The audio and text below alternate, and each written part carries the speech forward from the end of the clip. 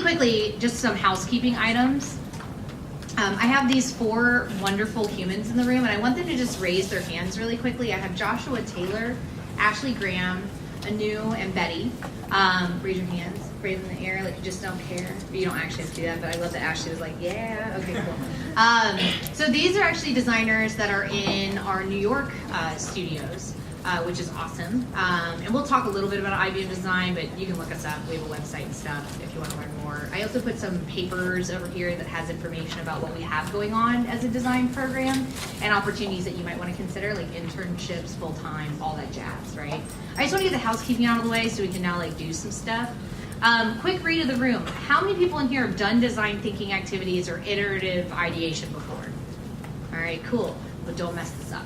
Right, because you already are pros, right? Because I always say that with design thinking, as long as you're doing it, you can't do it wrong, right? Failure is a part of that, so let's embrace that today. Let's get weird and sweaty and like awkward at times. It's going to be awesome, all right? Cool, awesome. Don't fall asleep because I will throw things at you. They're soft things, but I will throw things at you.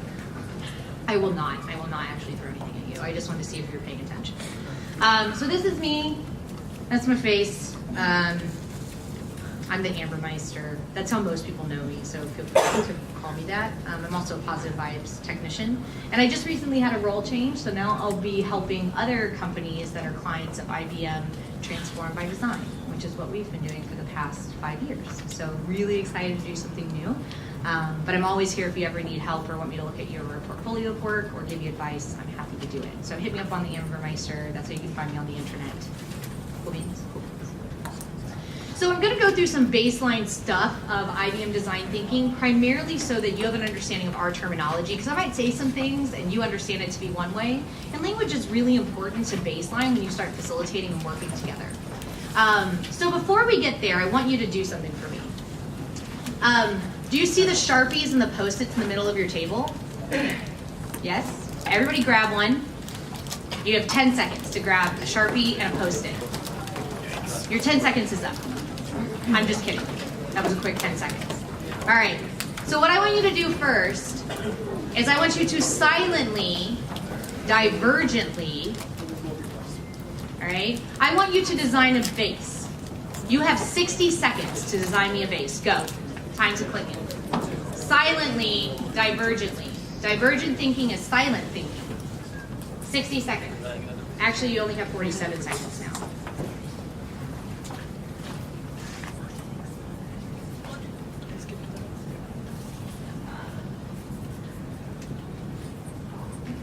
You guys are really good at divergently thinking. You're the best divergent thinkers I've had all week. This is my 5th workshop this week. You're so good at it.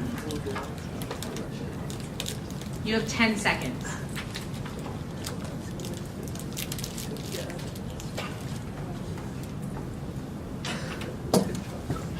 All right, knives down, chefs. Does anybody watch that show? No, just me. I actually meant Sharpies down. You do not have sharp objects, they're just Sharpies, which is punny to me. I have a bad sense of humor. Cool. So, who wants to share their vase? Oh, gentleman up front. May I know your name, what school you're from, and then will you play back your vase in 30 seconds or less?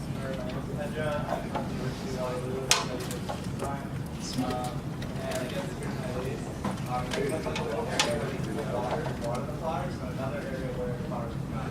So the water doesn't actually go to the top, it goes to the bottom, it's up to the flowers to see the water. It's not even better for water than the bottom than the flowers come out.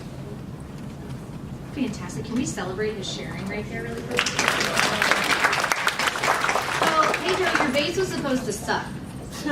Yeah, so, but well done, sir. And I'm going to come back to that. So let's table the fact that your vase did not suck. Does anybody have a vase that is maybe more of a vase, less of a delightful experience? Yes, sir. What's your name and where do you go to school? My name is Josiah. I go to the University of Washington, and I just kind of a blobby vase that would probably fall over. Okay, cool. So you made a vase. Yeah, cool. Who else in here designed just a vase? Not that they do things wrong, but just a vase. Awesome. So all of you that raise your hand, take your Post-it, crumple it up, and throw it on the ground. Throw it away. And in fact, everybody throw their vase away. Except for Pedro. Keep your vase. It's Pedro, right? I didn't mess that up. I think you're Pedro. Pedro. Thank you for telling me that, because I would have just kept calling you. So you're awesome. Thanks for letting me know. Okay, so let's try this again, because what I did was I failed you. Right? When you're trying to solve a problem, it's all about how you frame the problem, right? I asked you to design a vase. Right? Now what I'm going to ask you to do, same amount of time, 60 seconds. I want you to design a better way for people to experience flowers in their home. You have 60 seconds on the clock.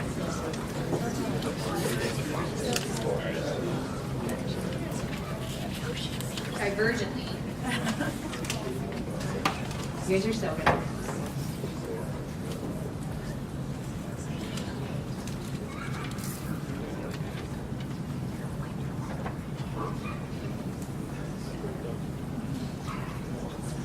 You only have 40 seconds left. I'm trying to stress you out. You're handling it with way too much grace. 30 seconds.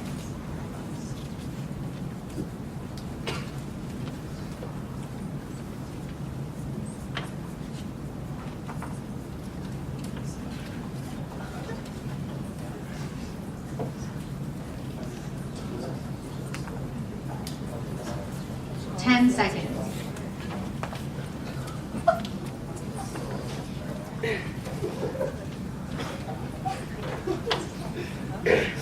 All right, knives down, chef. I don't know why I always go there. I should probably go. Okay, cool. So same. Oh, not me. Same as last time. Who wants to share how they designed a better way for people to experience flowers in their home? Ooh, you would like to go? Name and where do you go to school? Nice. Ooh. Fantastic. All right, cool.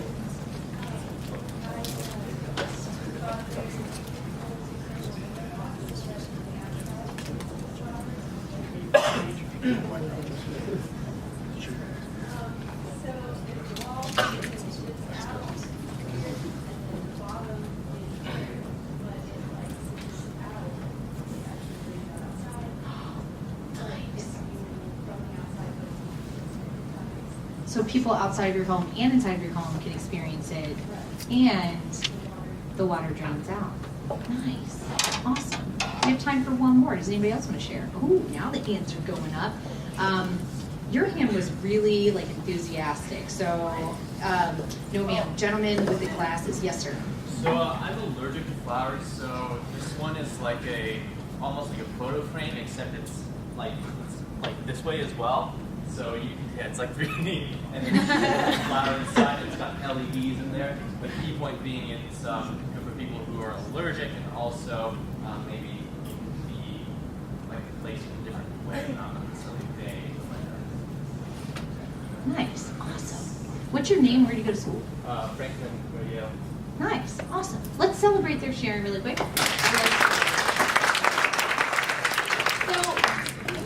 I bring this up because even whenever I was asked to come do this, I was like, what? You want me to do this thing called design thinking stuff in an hour with 100 people in a room at the end of a day conference where they're all exhausted? So it took me, I don't think I was done framing this workshop until last night, right? And that was after a little mini happy hour. Like I had to really think about who am I to frame something for a lot of individuals who are in the middle of their educational career. They're trying to get something out of this. What do they want to get out of it, right? And I had to really reframe how I was thinking about this problem, this opportunity to deliver this thing to you in an hour with 100 really tired people, right? So I wanted to kind of baseline that first, because when we say design, what do we mean? Does anybody want to throw out a definition of design to me? Anyone? Bueller? Okay, right here, lady with the blue lanyard. You all have lanyards. Design is perhaps the best way to communicate something in the simplest way possible. Okay, cool. So simple communication. I like that, right? Yes, ma'am. Intentional decision making.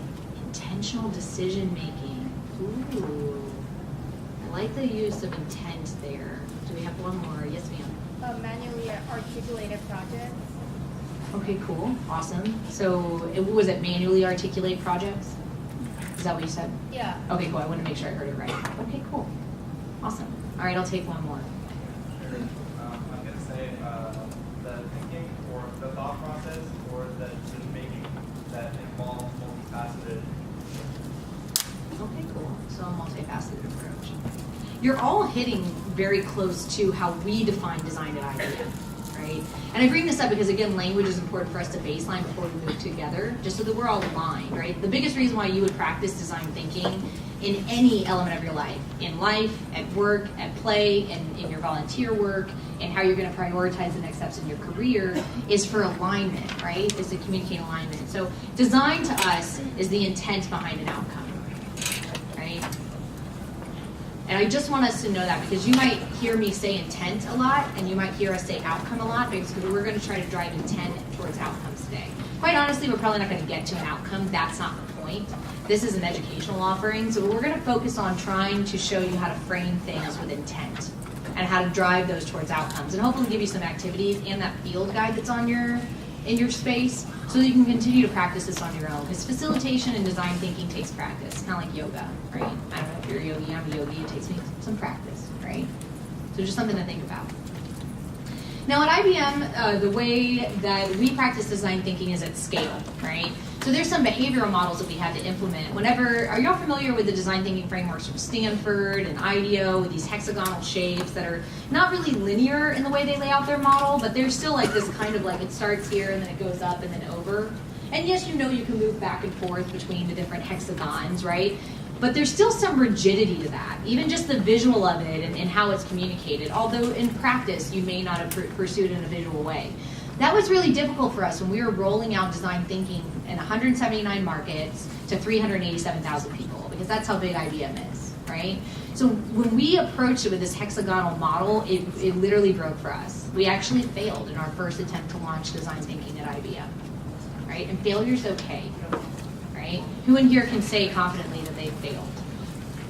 Yeah, that's why you're here. That's why you were chosen to be here, right? Like, failure is an option always, right? But what we learned from that was that we needed something where we could constantly make sure as teams we were reflecting what we're making, we were observing what we were making in action, and then we were remaking something again, right? So this is what we call the loop. And I just want to introduce you to the loop, because we might run you through this today depending on how things go. Today we're going to try to understand people's needs. In your workspaces, you're going to notice that we have 3 copies of persona profiles that I've put together for you. This will be your guiding light today. Imagine that we've done research, and imagine that you've been given this by an offering manager or product manager, and we have less than an hour to ideate some stuff and prioritize some ideas to take to an executive for funding, because that's what's happening today, right? So I just want you to know that we are here today to understand people's needs. We're going to make these users our North Stars. Your facilitators are going to help you get through the activities that I'm going to key up for you. The other thing I want to point out to you is on your table you should have a little purple post-it note that tells you what group number you're in. You'll also notice around the room that we have these white stickies with your group numbers on them. We just hacked that together, like literally prototyped that on the fly for you. 8 9s over here, so on and so forth. In a minute you're going to go to your spaces and work. Once we get up there, we're going to start forming some intent through a couple of activities that I've pulled out for you to try to show you how to make a user your North Star, form some intent, and then make something, right? When you're forming intent, we're asking, who is this user? That's what that sheet's going to help you do. What problem are we solving? What do we stand to gain or lose? And what may be a blocker of our success? And then we're going to start delivering some actual outcomes, right? Again, we may or may not get there today. I'm not too worried about it. I just want to learn with you, right? So don't stress out, even though I'm going to make you go real fast, you're not going to probably like it. Right? So if you're in groups 8 or 9, good luck, because I'm your facilitator. But I want you to make, because you literally can't know what you don't know, right? There's no way. Even with all the research in the world, you still have to validate that stuff. But you have to start jumping in, because the faster you start making, the faster you start learning what you don't know and what you still need to go out there into the world and validate or ask a user, right? So just being comfortable today with the ambiguity, because there's a ton of it in this workshop. Is that fair? Cool. Ambiguity freaks me out. So I'm going to ask you to help me embrace ambiguity today. Can y'all do that? Sweet beans. Okay, cool. This will be fun then. This is just a little animation of us drawing a loop. That's really all that is. Okay, cool. You're going to notice. There it is. I'm going to put theme music to it or something. These are the tools of our trade. You have all this stuff. The big Post-it notes we already took care of for you just to save some time. But just want you to know that we're going to be using all this stuff on the table. It's going to be fun. All right? We might spend this much time on this stuff. I don't know. We'll figure it out. Consider me like Doctor Who. I'm a time lord and I can bend time in this room. So let me stress you out with time. Don't stress yourself out with it. Fair enough? Cool. Okay. Yeah, as long as I have your alignment, you're my go-to now. All right, cool. Awesome. Humphrey from Harvard is my go-to. It's also because your name's alliterative with your school, and so it's really easy for me to remember. But you just keep making eye contact, so keep that up. These are our ground rules, all right?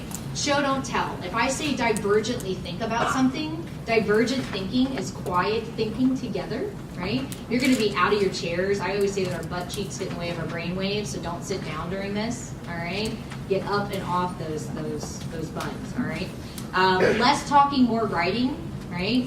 Less writing, more drawing. A lot of times when I struggle to find words, even though I'm a very talkative, chatty Cathy, I like to draw because it helps me get my ideas out there. And someone else is like, oh, you mean this? I'm like, that's exactly what I meant. All right, so just put it out there. This is a judgment-free zone. Everyone has a Sharpie in their hand. Don't use a fine point pen. Sharpie adds volume to what you're writing. Quantity over quality, more. Just as many posts as possible. They cost less than a penny. No one's going to die if you use all of them. It'll be fine. Fail early, learn fast. I hope at least 98% of you fail today. Encourage the absurd. So if a solution could be a pink giraffe with yellow spots, then just let that happen. Embrace that pink giraffe with yellow spots. It could be the biggest solution you've ever come up with, right? Embrace the discomfort that's going to happen because we don't have enough time, all right? It'll be all right. And then yes and. Is anybody in here familiar with the idea of yes and?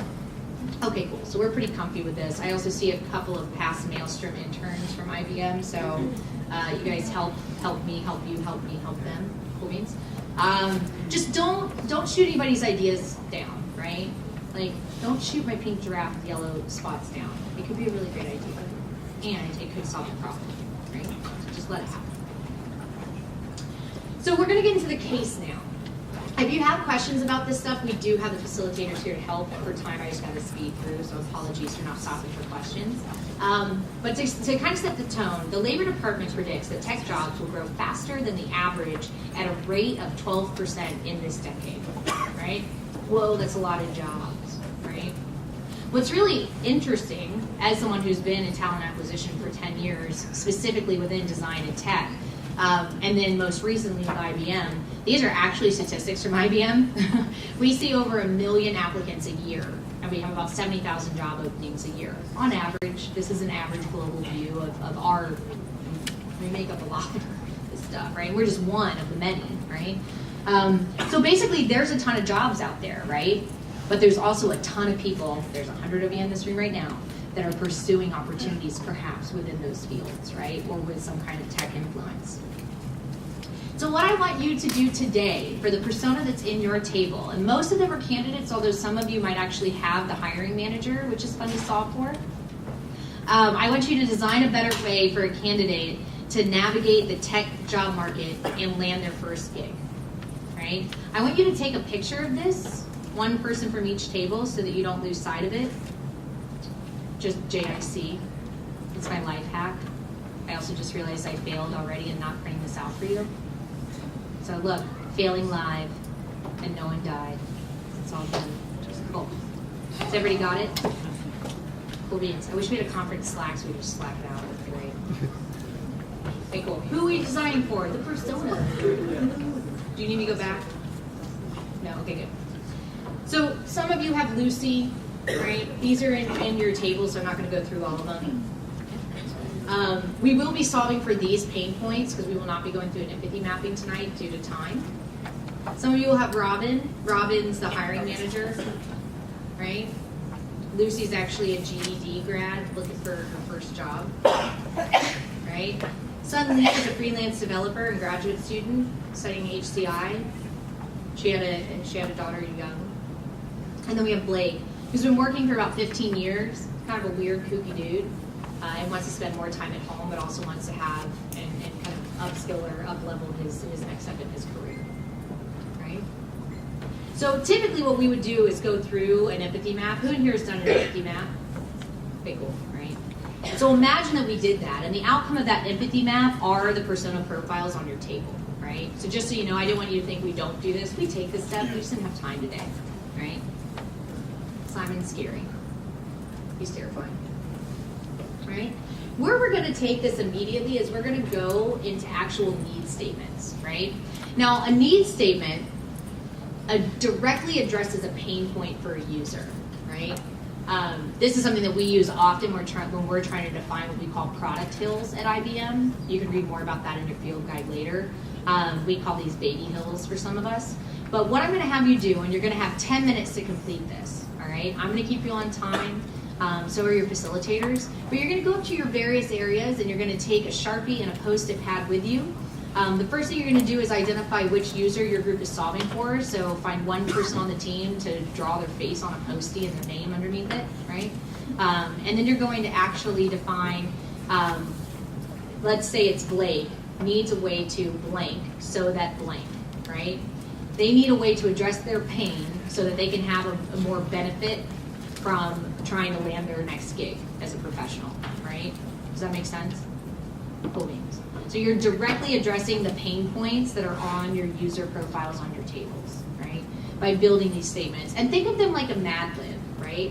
So you're going to start out divergently thinking, just putting up as many ideas as possible to fill in that blank, right? And you're going to build that sentence. Then you're going to remix it as a group. We'll take you through the next stages together. But first, I would say in the first 2 minutes, I'm going to have you silently, divergently think about these need statements, right? Usually it's the user needs a way to do something that addresses their needs or their pain points so that the user benefits directly.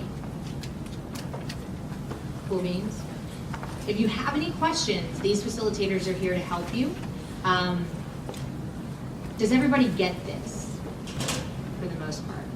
Cool. You've already done this before. You totally know what you're doing. You're going to rock it out. All right, cool. So I'm going to put 10 minutes up on my clock. I am going to have you divergently think through this. Once you have quite a few ideas up there, you can start reading on it and deciding what one need statement your group is going to move forward with in the next activity, right? You can only pick one, because remember, at the end of this hour, we have to present this to executives that are going to fund this moving forward. And sometimes, for my facilitators in the room, have you ever been asked to ideate in less than an hour to move forward? I know I have, many, many times. I love that Josh is like, no.